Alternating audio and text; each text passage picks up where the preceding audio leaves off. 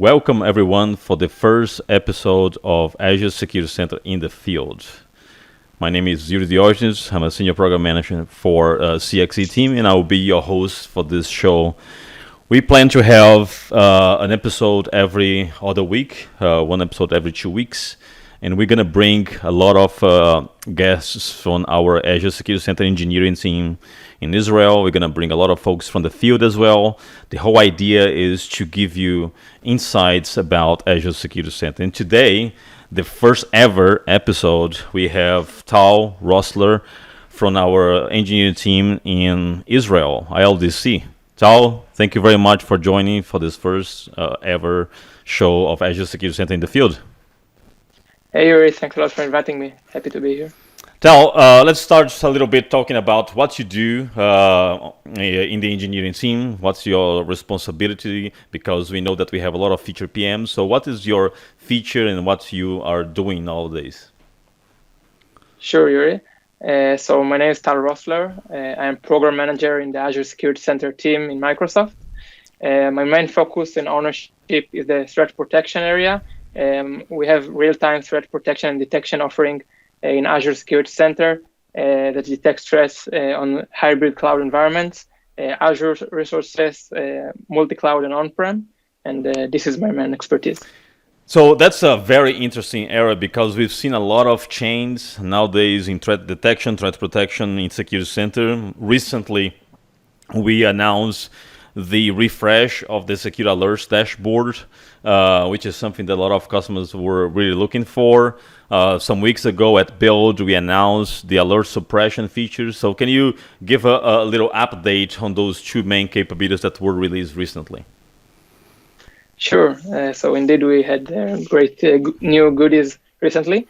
So the first one is indeed the new security alert page in Security Center that's giving the ability to investigate and respond to security alert easier with a bunch of new capabilities. So I will demo a bit later. And the second one is suppression rules that giving the ability to fine-tune security alerts in Azure Security Center by your organizational specific conditions and needs. Now, this suppression rule is something that a lot of customers they were looking for a long time, and now the question is that some customers they receive is, okay, now that I create those suppressions, where those alerts are going to? Is it possible to still see those alerts? What really changed behind the scenes when you suppress an alert? So actually, when someone suppress alert in Azure Security Center, we are creating the alert in the same way it was created before, but now we will create it with state called dismissed from the beginning, meaning that the alert will be hidden from the Azure Security Center portal, APIs, from your preferred SIEM, but will still be reachable later on if it will be needed to an investigation or to be investigated later. So let's say that customer is using the continuous export capability to save the alerts, all the alerts into the login and data workspace. Is the alert that was suppressed will be available into the workspace? Sure, it will be there, but will with a different state called dismissed. So the customer will be able to filter out the suppressed alert. And now the complementary questions, because since our customers, a lot of them are already using Azure Sentinel to stream alerts from Security Center. The question is, when I dismiss an alert in Security Center, does that alert, the raw alert, still go into Sentinel as dismissed? So when dismissing an alert in Security Center, an incident won't be created in Sentinel. So you can focus on alerts that weren't suppressed, but the alerts themselves still be arrived with dismissed state and can be achieved if needed. Yeah, that's great because that was one of the concerns many customers they raise about being able to query those alerts regardless of the state of the alert. So think of the dismiss as the alert state can be active or dismissed. So that's great. Now, going to some of the entities and attributes that the alert suppression has, what are the fields that you are able to suppress? Are you able to suppress based on the source IP or on the source host name? What are the main fields that we have right now? So you basically can suppress an alert entirely, but we're recommending indeed to refine the suppression rule as much as possible, as I will show in a second, and suppress alerts only for specific criteria, for example, specific IP addresses, specific hosts, specific Azure resources, etc. And thus, don't disable the alerts to the entire organization, but disable it only when needed. And I will show an example. Got it. That's cool. And this feature right now, as of now, we are June, is still public preview, right? Yeah, it's right. We hope to hit general availability soon, Okay. But now it's in public preview. Before we go to demonstration, is there any things that you are currently working on the suppression itself? Do you already see some things that can improve? Have you received any feedback from the customers of things that will be interesting to be there, and you're thinking, okay, that could be an evolution of the feature? Yeah, so we actually before publishing the feature, we had a successful private preview with few hundreds of customers, and we got a lot of feedback and great feedback, and we already implemented it during public availability, and we are keeping getting feedback every day. We actually have a feedback survey right in our page, so customers can go in and give us more feedback, and we will collect all the feedback and improve the feature even more toward the general availability. Yeah, that's another very important point, folks. The Azure Security Center team really works based on feedback. All the engineers you see throughout this show, throughout many other episodes, we really collect feedback and we shape our capabilities based on those feedback. So it's very important that you share your feedback. Many security alerts, they have an option for you to provide feedback. If it is a false positive, if it is not, it helps to tune the alert, right? So tell a little bit more about the feedback loop, because a lot of customers, they have questions about why do I'm going to provide feedback about an alert? Is it really going to improve the alert? What is done with my feedback when I flag an alert as doesn't have enough information or is a false positive, something like that? So it's a great question, Yuri.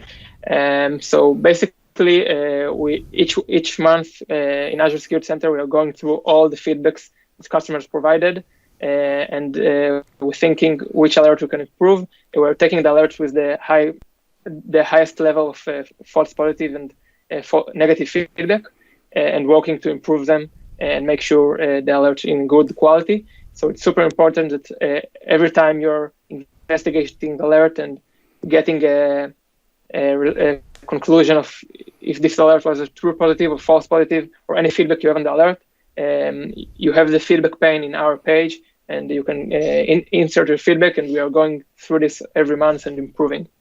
All right, so that's great. It's really good for our customers to understand how the feedback is used. Now the question is, how the alert actually gets generated. That's a question that we have a lot. We refactor the entire documentation. It looks beautiful now. We have all the details about the alerts. We have the different types of alerts, not only for VM base, but also for storage, key vault. Everything is in the docs now. But there is still an open question that sometimes customers, okay, what is the process like behind the scenes for an alert to get generated? So I will explain it in a few sentences because it's a topic for an entire session. But generally speaking, we are continuously monitoring the resources of the user, the virtual machines, the past resources, on-prem resources, etc. And we are collecting logs from the resources or from Azure platform. When collecting log, we are analyzing them and run security analytics with extensive technology like machine learning and algorithms to detect threats on the environment. And each time we're detecting a real threat on customer environment, we are triggering security alert. with different severities to inform the customers about the breach. All right, that's great. So let's take a look on the alert suppression capability and also the new alerts dashboard experience. Okay, so let's demonstrate that.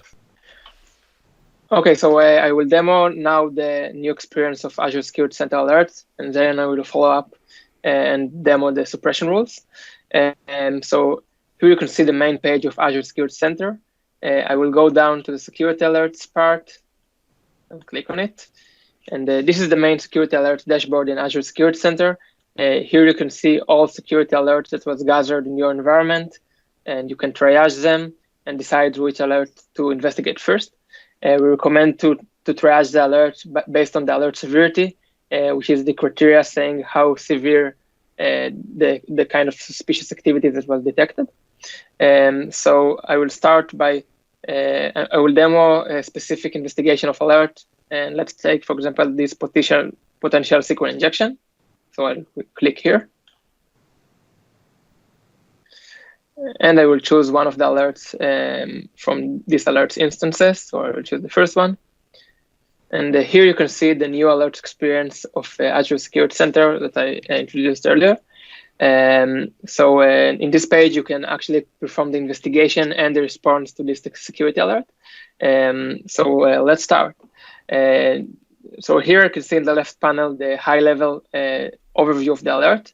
Here I can see the title, which is potential SQL injection. It's a clue about what the alert was triggered for. I can see the alert is high severity and it's with active status, meaning it's not it's the first time I'm seeing it and reviewing it. And here you can see that the time when the alert has happened, which is 6 days ago in this example. So here below, I can see the description of the alert. I can see the entire story. For example, here I can see that someone tried to inject a SQL query to my database, and I have the exact server. And if I go below, I can see the exact resource as it was attacked, and can view it and gather all the information about it. Beside the resource, I can see the Azure resource tags. Here, for example, I can see the app owner of the resource and their environment. And many organizations use the Azure resource tags to store context on the resource. So it's important and meaningful information during investigation. Below, I can see the stage of the alert in the attack based on MITRE attack metrics. So here I can see the alert is in the pre-attack stage. And this is actually the high-level overview of the alert. So after finishing reviewing it and examining what happened on which resource, I can go on and move to the alert detail part to see the entire data of the alert. This data could help me in investigation. So above, I can see the most relevant data to this specific alert. And below, I can see a structured representation of all data we have on this alert. So here, for example, I can see the exact SQL queries that was injected to the database, and the principal name that was used for the injection, and the client application name, and much more data that could help me investigate. So I can review this data, and after doing so, I would go to the logs, the raw logs of the resource to examine exactly what happened on the resource during the time of the activity.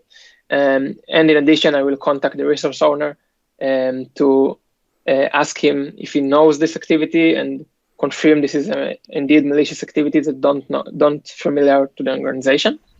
And after doing so and completing the investigation, I will click here on the next to move to the take action part. So here in the take action part, I can actually take actions to respond to the alert. So I will start with mitigate the threat. It's actually a manual remediation steps that will help me to mitigate this kind of threat. So I will click here to review the entire mitigation steps in our documentation for this specific alert. And I can follow the guidelines here to mitigate it. After doing so, I can click on the view all here to view other alerts on the same SQL server, same resource. And by doing so, I can correlate the alert to a wider attack. For example, here I can see that I have, in addition to the SQL injection, I can see that I have brute force attempt to the exact same resource.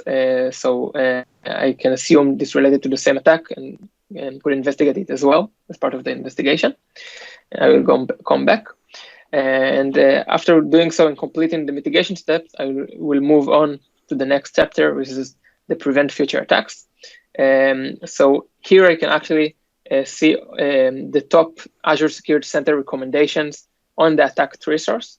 And by solving them, I can increase the security posture of the resource, reduce the attack surface, and thus preventing future attacks on the resource. So for example, I can see here one of the recommendations that Azure Security Center giving me is to remediate vulnerabilities from the SQL Server. And so by solving this recommendation, I can actually reduce the attack surface and prevent future attacks on my SQL Server. This is great. The fact that we are looping back the threat detection alert to the recommendation is amazing, because that's something that a lot of customers they ask in the past, how could I have prevented this? And now we give at least guidelines of things that could have been done. So if customers are correctly monitoring their secure posture and they are using the secure score to continue improving the secure posture, they should have no recommendations open. But if they do, with the alerts, they will be able to circle back. Now let's take a look on the alert suppression. For doing so, I will choose one of the alerts in the main alerts page, which is the suspicious process executed. We'll choose one of the instances of the alert. And let's say I investigated the alert and find out that after investigation that this activity that was detected as suspicious process, it's actually a known activity in my organization. For example, a pen test that was running on my environment, and we are well familiar with it and accepting it. And I want to make sure this kind of alert won't jump in the future for the same activity. So I can go to the Take Action tab and go to the suppress similar alerts part and create a suppression rule to suppress such alerts in the future. So I will click here. And this is the new experience for suppression rules in Azure Security Center. Here I can create a new suppression rule. Sure, I will start with choose a subscription. This is my subscription, and choose an alert I want to suppress. I will suppress the suspicious process executed alert. And with the entities part, which is the most interesting one, I can actually refine the suppression rule to suppress only specific instances of the alert. For example, suppress the alerts only when hits on specific hosts, on specific processes or user accounts, and thus I don't need to to suppress the whole alert, but I can suppress only specific instances that are false positive. So for doing so, I will go here back to the alert detail and will examine the entities part. Here I have all data I need for suppression. So for example, let's try to suppress the alerts for this specific host and this specific process, because this is the parameters relevant to identify this kind of pen test. So I will choose in the new suppression rule the host entity with field name that equals to this specific name, or I will copy it from here.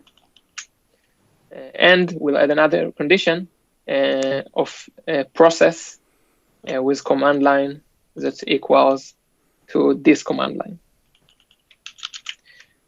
By doing so, I'm defining a rule that will be applied only on hosts from this name and only when the process related equal to this process on this specific alert.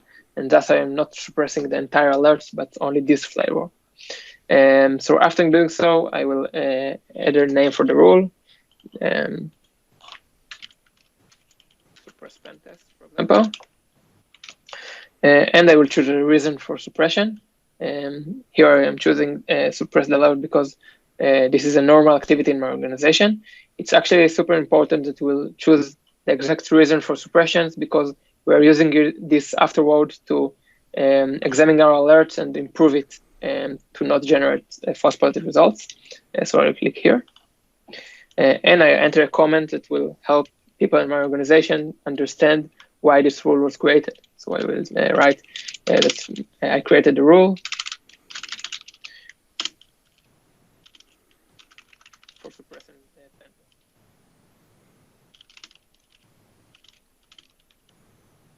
Okay, so after doing so, I will enter expiration date for the rule. So it will be expired automatically in 6 months from now.